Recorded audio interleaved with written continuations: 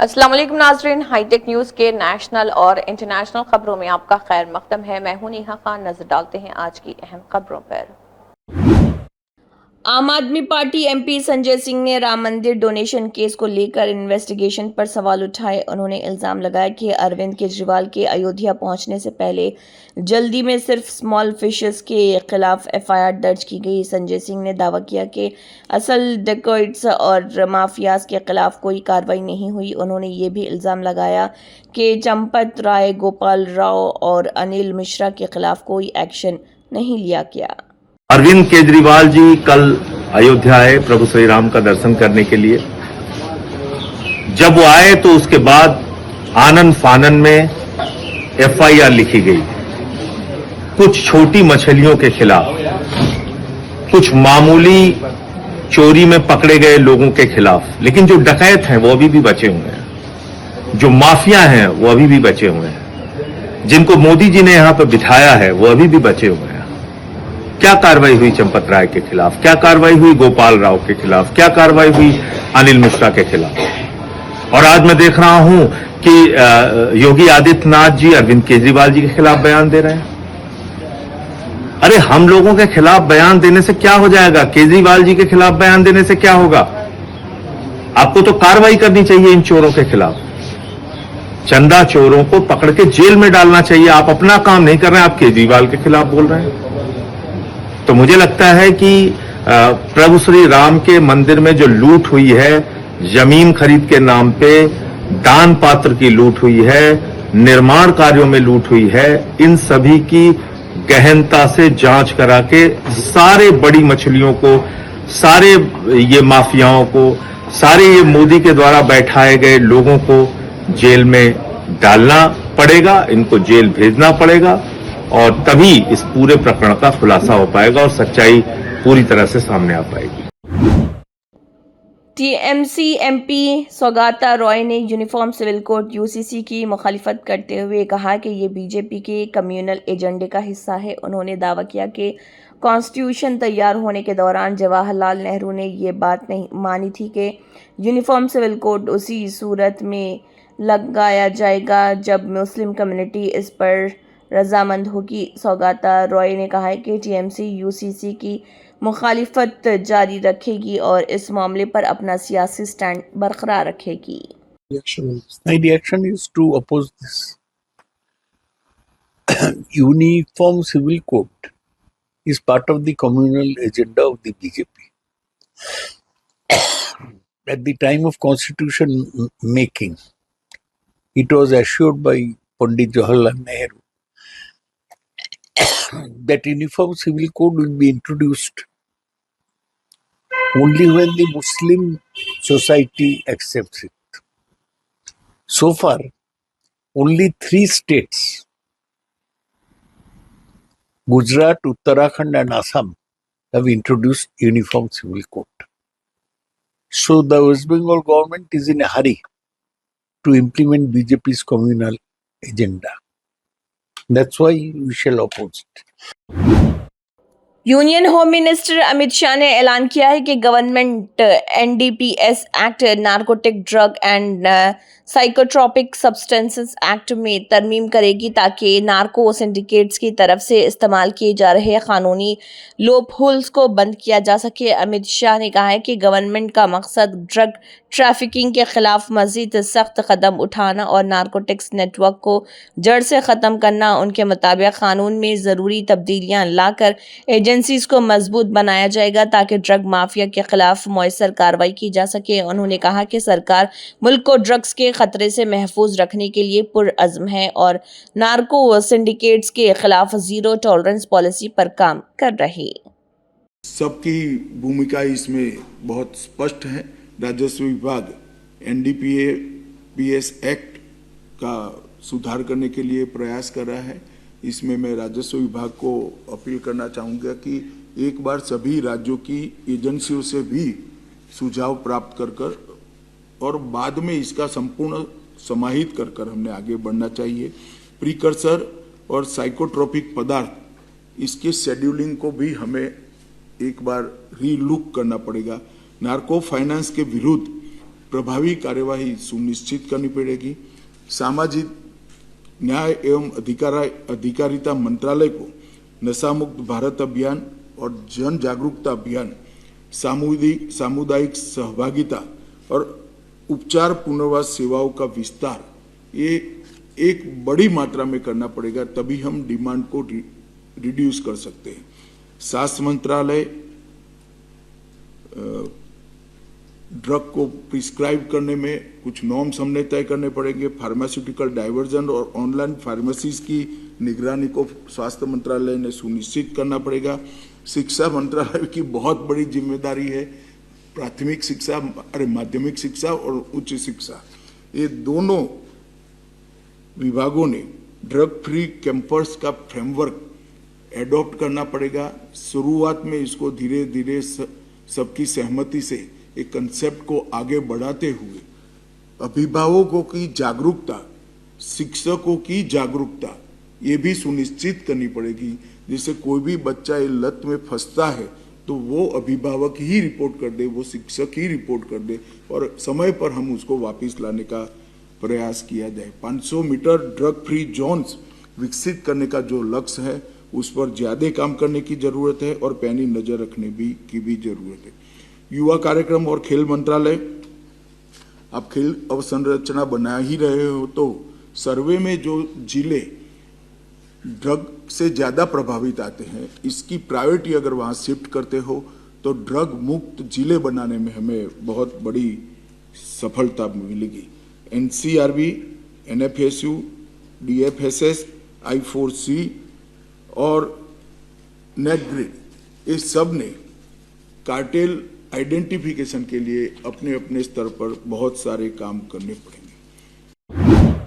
Prime minister Narendra Modi ने मुहर्रम के मौके पर हजरत इमाम हुसैन रज़ियल्लाहु अन्हु को खराज अक़ीदत पेश किया। उन्होंने कहा है कि इमाम हुसैन की अजीम कुर्बानी, सच्चाई, इंसाफ और हिम्मत की हमेशा के लिए मिसाल है।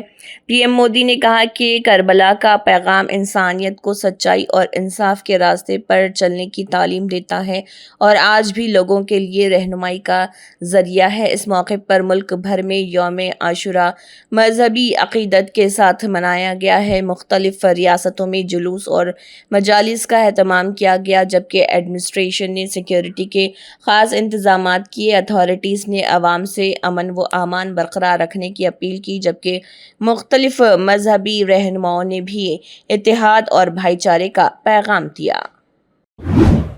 शिवसेना शिंदे लीडर शाइना एनसी ने राम मंदिर डोनेशन थेफ्ट केस को निहायत अफसोसनाक करार दिया। उन्होंने कहा है कि योगी गवर्नमेंट के दौर में इस केस के तमाम मुल्जिमों को कानून के मुताबिक सख्त सजा दी जाएगी। शाइना एनसी ने कहा है कि ये कलयुग है और चोर चोर ही होता है। उनका कहना था कि इस मामले को सियासी रंग देने के बजाय कानूनी प्रोसेस पर भरोसा करना चाहिए और इस इशू को पॉलिटिक्स से नहीं किया जाना चाहिए। The Ram Mandir donation theft case is most unfortunate. 8 accused, of which 6 have been arrested, and I'm sure that the Yogi government will ensure punishment is given at the earliest. But I think the larger question is on our society. This is Kali Yuga, and as they say, a terrorist is a terrorist and a thief is a thief. But the larger question is, what is our society coming to? Let's not politicize this event or this issue. This has been a terrible incident and precautionary measures will be taken. Perpetrators of crime will be given punishment, but we as a society need to speak up unequivocally on better value systems in our society. Venezuela में शदीद earthquake के बाद rescue teams की तरफ से survivors की तलाश मुसलसल जारी। इस तबाहकुन आफात में अब तक 235 अफराद के हलाक होने की रिपोर्ट सामने आई है। रेस्क्यू वर्कर्स मुतासरा इलाकों में मलबे के नीचे फंसे लोगों को ढूंढने के लिए ऑपरेशन चला रहे। हुकाम के मुताबिक डेथ टोल में इजाफा होने का खदशा भी मौजूद है, क्योंकि कई इलाकों में रेस्क्यू एफर्ट्स अभी भी जारी हैं। अथॉरिटीज़ ने मुतासरा अफराद को इमदादी सहूलतें फराहम करने और रेस्क्यू ऑपरेशंस को तेज़ करने की कोशिशें जारी रखी हुई हैं। Eso es empezar a sacar escombros. Entonces todos, por favor, vamos a buscar un tobo, un envase. Familiares,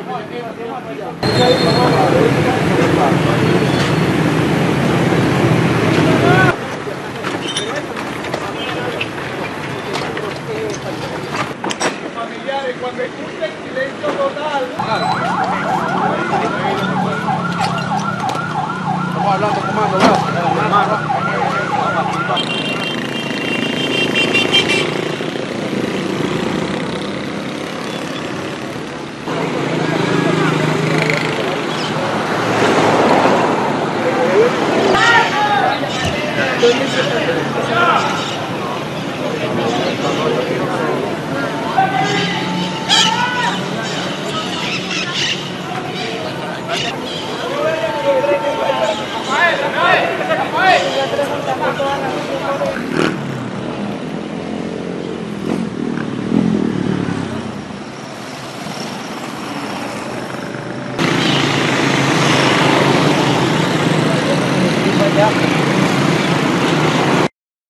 Describen un poco esa jornada.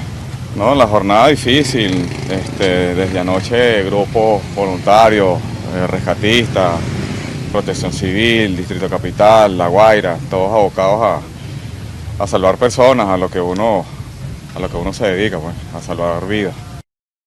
Ese es su hijo, Lenín del Yúdice, y no lo consigo para que me ayude o me mande personal para que nos ayude a sacar escombros porque mi hijo está ahí.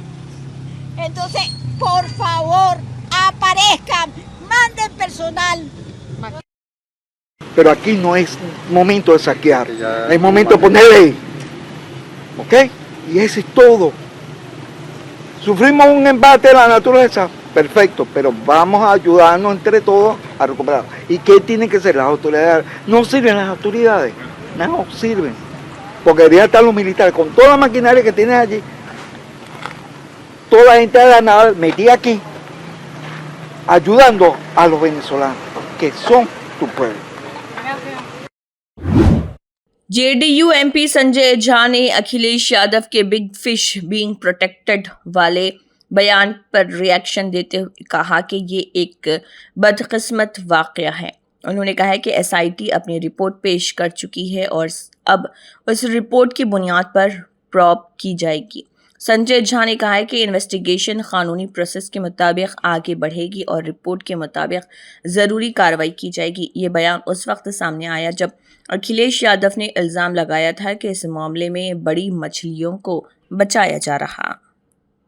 Akhilesh Yadav तो कोटाराम मंदिर में क्या बोल रहे हैं, track record तो पुराना कुछ ऐसा नहीं है उनका, लेकिन ये जरूर है कि राम मंदिर सबकी आस्था का केंद्र है, लोगों का आस्था और विश्वास है। ये घटना घटी है तो बहुत दुखद है, लेकिन सरकार ने एसआईटी बना दिया, एसआईटी ने रिपोर्ट दे दिया और रिपोर्ट के बेसिस पर कार्रवाई शुरू। तमिलनाडु के मिनिस्टर राजमोहन ने तमिल स्कॉलर मापू शिवागानम को खराज अकीदत पेश करने के बाद कहा कि वर्ल्ड तमिल कॉन्फ्रेंस का ऐलान जल्द किया जाएगा। उन्होंने कहा है कि कॉन्फ्रेंस तमिल ज़ुबान, अदब और तहजीब को दुनिया भर में फ़रोग़ देने के लिए एक अहम प्लेटफॉर्म साबित होगा। गवर्नमेंट इस इवेंट के लिए तैयारियां कर रही और जल्द ही इससे मुतल्लिक़ तफसीली ऐलान किया जाएगा। राजमोहन ने तमिल स्कॉलर मापो शिवागनम की क़यादत और ख़िदमात को याद किया और उन्हें तमिल ज़ुबान और सकाफ़त के लिए एक अजीम शख्सियत करार दिया। தமிழ், தமிழர், தமிழ்நாடு என்று வாழ்ந்த ஒரு மாபெரும் உணர்வாளர், தமிழ் காதலர், தமிழ் பித்தர், பேரவை செல்வர், சிலம்பொலி செல்வர் ஐயாவினுடைய இந்த பிறந்த நாளில் அவருடைய திருவுருவ சிலைக்கு மாலை அணிவித்து மரியாதை செய்யக்கூடிய வாய்ப்பு காலம் எங்களுக்கு கொடுத்திருக்கிறது. எண்ணி மகிழ்ச்சி அடைகிறோம். இன்றைய தினம் எங்களுடைய சீனியர் மினிஸ்டர் மாண்புமிகு அமைச்சர் அண்ணன் என் ஆனந்த் அவர்களினுடைய தலைமையில் நம்முடைய அமைச்சர் வெங்கட்ரமணன் அவர்கள், நான் மற்றும் எங்களுடைய பாசத்திற்குரிய சட்டமன்ற உறுப்பினர் அனைவரும் சேர்ந்து ஐயாவிற்கு மரியாதை செய்திருக்கிறோம். ஐயாவினுடைய நினைவுகளை போற்றுவோம். அவர் காட்டிய வழியில் தமிழுணர்வோடு பயணிக்க வேண்டும் என்பதை இந்த நேரத்தில் நான் சுட்டிக்காட்டுகிறேன். உளவு தகவல்லாம் கிடைக்குதா எனக்கு தெரியல. தமிழனுக்கு என்று ஒரு நாடு இல்லை, ஆனா தமிழர்கள் இல்லாத நாடே இல்லை. 196 நாடுகளில் தமிழர்கள் வாழ்கிறார்கள் இல்லையா? இப்ப அண்ணா எல்லாம் தமிழ் தொண்டு, தமிழ் காதலர், எவ்வளவோ தமிழ் சேவைகள் செய்யறோம், உலகமெல்லாம் இருக்கு. தெருவெல்லாம் தேமதுர தமிழோசை ஓங்கி ஒலிக்கிறது என்பது உண்மைதான். ஆனா அவர்களை ஒருமைக்குள்ளார ஒன்றுபட்டு ஒரு குடையின் கீழார ஒரு மகாநாடு நடத்தி வெகு நாட்கள் ஆகிவிட்டது. தமிழன்னை காத்திருக்கிறார்.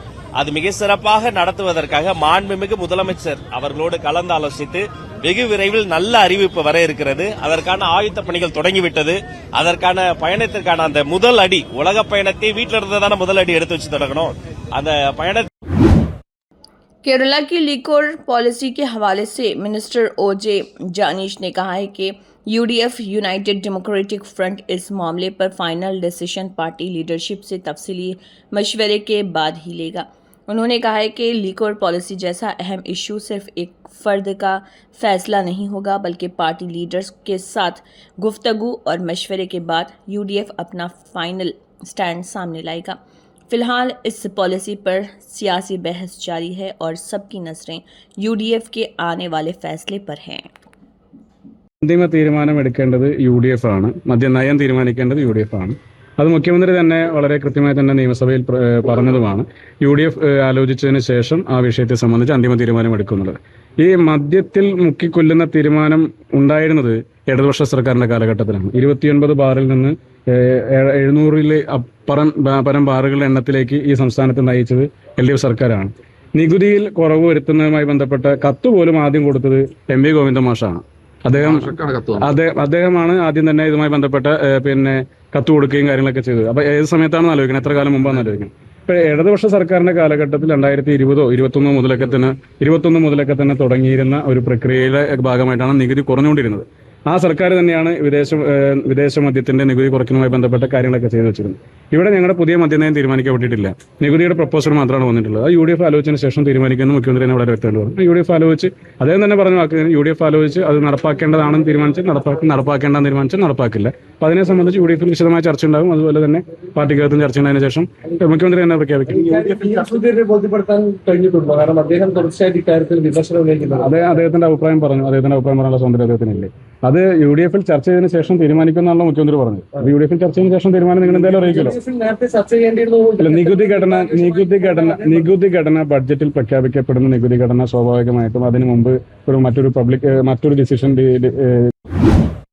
दिल्ली गवर्नमेंट ने कोचिंग सेंटर्स के खिलाफ बड़ी कार्रवाई शुरू कर दी है। दिल्ली मिनिस्टर आशीष सूद ने बताया कि डायरेक्टर ऑफ हायर एजुकेशन की सरबराही में एक कमेटी तश्कील दी गई है जो कोचिंग सेंटर्स के ऑपरेशंस और मेंटेनेंस की जांच करेगी। आशीष सूद के मुताबिक अब तक 924 कोचिंग सेंटर्स को नोटिस जारी किए जा चुके हैं। कमेटी कोचिंग इंस्टीट्यूट्स में सेफ्टी स्टैंडर्ड्स, रूल्स और मैनेजमेंट सिस्टम का जायज़ा लेगी ताकि स्टूडेंट्स को बेहतर और महफूज माहौल फराहम किया जा सके। दिल्ली गवर्नमेंट का कहना है कि जो कोचिंग सेंटर्स क़वानीन और रेगुलेशंस की खिलाफ वर्जी करते पाए गए उनके खिलाफ सख्त एक्शन लिया जाएगा। सर, एक सवाल यह है कि आपने कोचिंग माफियाओं को लेकर जो है निर्देश जारी किया, उसके बारे में देखिए, कोचिंग माफियाओं के संदर्भ में सरकार ने एक गुआबा कमेटी की रिपोर्ट को स्वीकार करते हुए सरकार ने एक डायरेक्टर हायर एजुकेशन के अंतर्गत एक कमेटी बनाई है, जिस कमेटी में जांच के बाद कैसे कोचिंग सेंटर चलें, कैसे उनकी रखरखाव हो, सुरक्षा हो, उनके मानक क्या हो, स्टैंडर्ड्स क्या हो, बच्चों का शोषण ना हो, इन सब पर होने वाली है। और अभी 924 कोचिंग सेंटर्स की जांच करके उसमें पाई हुई जिनको पहले नोटिस मिला उन्हें सील किया जाएगा और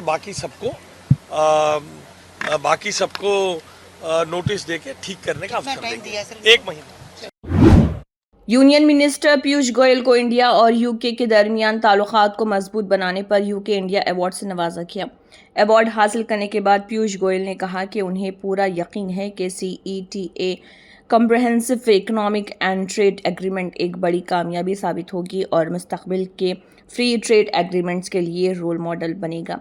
उन्होंने कहा है कि ये एग्रीमेंट सिर्फ टैरिफ्स, रूल्स और ओरिजिन या ट्रेड इन गुड्स सर्विसेज तक महदूद नहीं है, बल्कि टेक्नोलॉजी, एजुकेशन, कल्चर और आर्ट्स में भी कोलैबोरेशन को फ़रोग़ देगा। गोयल ने मज़ीद कहा है कि ये एग्रीमेंट दोनों मुल्कों की बेहतरीन सलाहियतों को एक दूसरे तक पहुंचाने के लिए तैयार किया गया है। उनके मुताबिक ये एक फेयर, बैलेंस्ड और इक्विटेबल एग्रीमेंट है।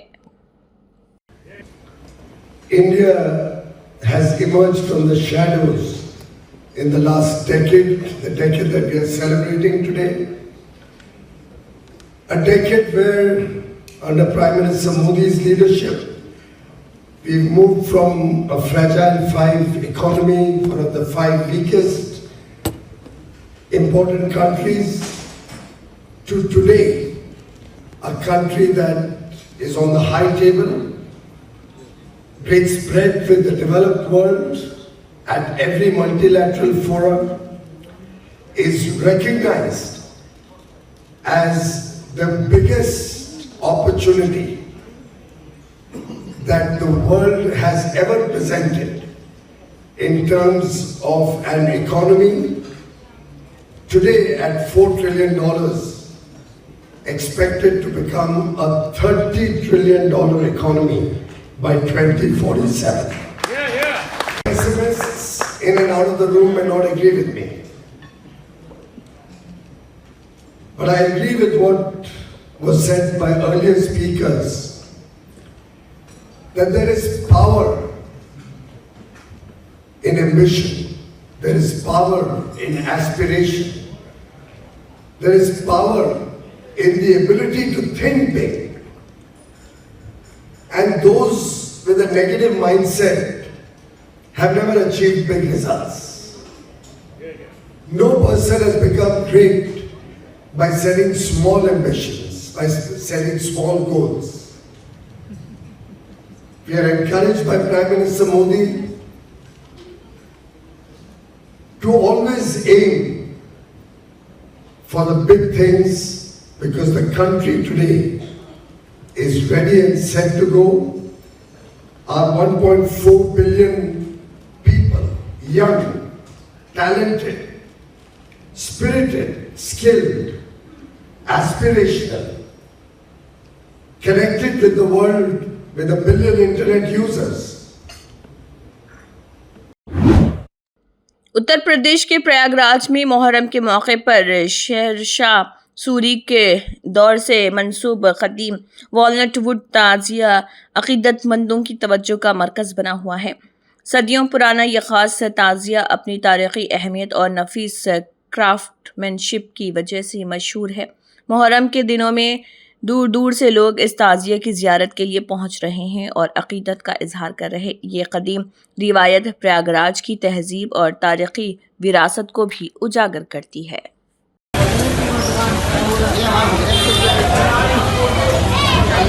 ये सराय जिस टाइम पे बनी थी, शेरशाह सूरी ने इसको बसाया था।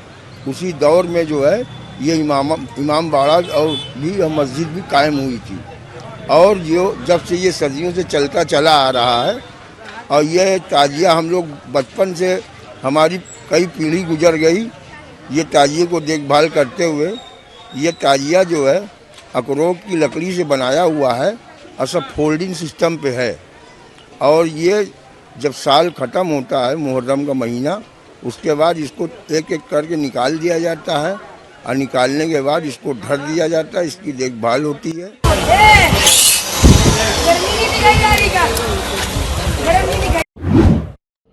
यूनियन मिनिस्टर कुमारस्वामी ने बिदादी टाउनशिप लैंड रोब पर बड़ा बयान दिया। उन्होंने कहा है कि जब फार्मर्स ज़मीन देने के लिए तैयार नहीं है तो उनकी लैंड ज़बरदस्ती एक्वायर करने का कोई पॉइंट नहीं है।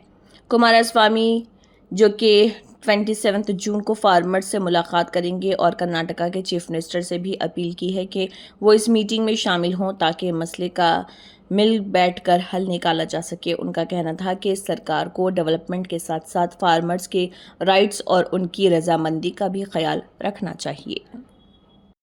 ನಾಳೆ ನಾನು ಏನು ಸಮಯ ಕೊಟ್ಟಿದ್ದೆ ರೈತರ ಜೊತೆನೆಲ್ಲ ಕೂತು ಚರ್ಚೆ ಮಾಡೋಕ್ಕೆ ಹೋಗ್ತೀನಿ. ಬಂದರೆ ಅವರು ಬರ್ಬೋದು, ಹೇಳಿದ್ದೀನಿ, ರಿಕ್ವೆಸ್ಟ್ ಮಾಡಿದ್ದೀನಿ. ಬಂದರೆ ಒಳ್ಳೆಯದು, ಇದು ಸ್ಮೂತಾಗಿ ಆಗಬೇಕು. ನಿನ್ನೆಯಿಂದ ಕೆಲವರು ಒಂದು 15-20 ಜನ ಕೂರಿಸಿದ್ದಾರೆ. ಈಗ ಅವರು ಒಂದು ಕಡೆ ನಮಗೆ ಭೂಮಿ ನಾವು ಕೊಡ್ಲಿಕ್ಕೆ ತಯಾರಾಗಿದ್ದೇವೆ ಅಂತೇಳಿ ಅವರೊಂದು 20 ಜನ ಈಗೇನೋ ನೆನ್ನೆ ರಾತ್ರಿಯಿಂದ ಟೆಂಟ್ ಹಾಕೊಂಡವ್ರಿಗೆ ಅದ್ರ ಎದುರುಗಡೆನೆ. ಅದು ನನಗೆ ಗೊತ್ತಾಗ್ತದೆಲ್ಲ, ಅರ್ಥ ಆಗ್ತದೆ. ಇನ್ನು ಯಾವ ಕಾರಣಕ್ಕೋಸ್ಕರ ಇವೆಲ್ಲ ಒಳಗಡೆ ನಡೀತಿದೆ, ಅದರ ಬ್ಯಾಕ್ಗ್ರೌಂಡ್ ಏನು ಎಲ್ಲ ನಾನು ಅರ್ಥ ಮಾಡ್ಕೊಂಡಿದ್ದೀನಿ. ಇಲ್ಲಿ ನನ್ನ ಪ್ರಶ್ನೆ, ಇಲ್ಲಿ ಶಿವಕುಮಾರ್ ಅವರ ಈ ರಾಜ್ಯದ ಮುಖ್ಯಮಂತ್ರಿಗಳ ವಿರುದ್ಧ ನನ್ನ ಹೋರಾಟ ಅಲ್ಲ ಇದು. ಇಲ್ಲಿ ರೈತರು ಒಂದು ಬಾರಿ ನನ್ನ ಹತ್ರ ಬಂದು ರಿಕ್ವೆಸ್ಟ್ ಏನು ಮಾಡಿದ್ರು, ಈಗ ಒಂದು 7 ತಿಂಗಳಿದ್ದೆ, ಅದರ ಆಧಾರದ ಮೇಲೆ ರೈತರು ನಾವು ಭೂಮಿ ಕೊಡ್ಲಿಕ್ಕೆ ತಯಾರಾಗಿಲ್ಲ ಅನ್ನೋದು ಮೆಜಾರಿಟಿ ಒಪಿನಿಯನ್ ಏನಿದೆ. ಅವರ ಹೋರಾಟ 450-470 ದಿವಸ ಆಗೋಗಿದೆ. ಈಗ ಅವರ ಒಂದು ಅಹವಾಲಿಗೋಸ್ಕರವಾಗಿ ನಾನು ಇದಕ್ಕೆ ಇಂಟರ್ಫಿಯರ್ ಆಗಿದ್ದೀನಿ. ನಾನು ಪರವೂ ಇಲ್ಲ, ವಿರೋಧವೂ ಇಲ್ಲ, ರೈತರ ಪರವಾಗಿದ್ದೀನಿ. ರೈತರು ಕೊಡ್ಲಿಕ್ಕೆ ತಯಾರಾಗಿಲ್ಲ ಅನ್ನೋದು ಮೆಜಾರಿಟಿ ಒಪಿನಿಯನ್. ಅದರಿಂದ ಇದರಲ್ಲಿ ಪ್ರತಿಷ್ಠೆ ಇಲ್ಲ ಅನ್ನೋದು ನಾನು ಪದೇ ಪದೇ ಹೇಳ್ತಾ ಇದ್ದೀನಿ. ಈಗ ರೈತರೆಲ್ಲ ಒಪ್ಕೊಂಡ್ರೆ ನಂದೇನು ಅಬ್ಜೆಕ್ಷನ್ ಇಲ್ಲ, ಧಾರಾಳವಾಗಿ ಮಾಡ್ಕೊಳ್ಳಿ. ಆದರೆ ಬಲವಂತ ಮಾಡಿ ರೈತರುಗಳನ್ನು ಬೇರೆ ಬೇರೆ ರೀತಿ ನೀವು ಅವ್ರನ್ನ ಎದುರಿಸ್ತಕ್ಕಂಥದ್ದಕ್ಕೆ ಹೋದ್ರೆ ಉಪಯೋಗ ಬರೋದಿಲ್ಲ. ಪ್ರೀತಿಯಿಂದ ಮಾಡಬೇಕು ಕೆಲಸ, ಏನೇ ಮಾಡಿದ್ರು ಪ್ರೀತಿಯಿಂದ ಮಾಡಬೇಕಾಗ್ತದೆ. ವಿರೋಧ ಇದ್ದಾಗ ಯಾತಕ್ಕೆ ಆಟ, ಇದು ನನ್ನ ಪ್ರಶ್ನೆ. ಈ ನಡುವೆ ಬಾಲಕೃಷ್ಣ ಅವರು ಬೈರ್ಮಂಗಲಕ್ಕೆ ಬಂದರೆ ಲಾ ಆ್ಯಂಡ್ ಆರ್ಡರ್ ಪ್ರಾಬ್ಲಮ್ ಆಗುತ್ತೆ, ವಿಧಾನಸೌಧದಲ್ಲಿ ಮಾತಾಡಿದ್ರೆ ಏನು ತಪ್ಪು? ನೋಡಿ, ಅದು ಆಗಿದ್ರೆ ಎಲ್ಲ ರೈತರನ್ನೆಲ್ಲ ಅಲ್ಲಿಗೆ ಕರೆಸ್ಕೊಳ್ಳಿ. ಈಗ ನಾನು ಈ ರಾಜ್ಯದಲ್ಲಿ 2006-7 ಇದು ಹೇಳ್ತಾರಲ್ಲ, ಆ ಸಂದರ್ಭದಲ್ಲಿ 3 ಮೀಟಿಂಗ್ನ ಕೃಷ್ಣಾ ಕಚೇರಿನಲ್ಲಿ ಆ ರೈತರುಗಳು ಯಾರು ವಿರೋಧ ಮಾಡ್ತಾ ಇದ್ದಾರೆ ಅಂತಕ್ಕಂಥದ್ದು ಒಂದು ಆ ಟೈಮ್ನಲ್ಲಿ ನಡೀತಾ ಇತ್ತು. ಎಲ್ಲರಿಗೂ ಮುಕ್ತವಾಗಿ ಅವಕಾಶ ಕೊಟ್ಟು 500-600 ಜನ ಕರೆಸಿ ಕೃಷ್ಣಾ ಕಚೇರಿ ಒಳಗೆ ಮೀಟಿಂಗ್ ಮಾಡಿದ್ದೀನಿ. इसी के साथ हाईटेक न्यूज के नेशनल और इंटरनेशनल खबरें इख्तिताम को पहुंचते हैं। अल्लाह हाफिज।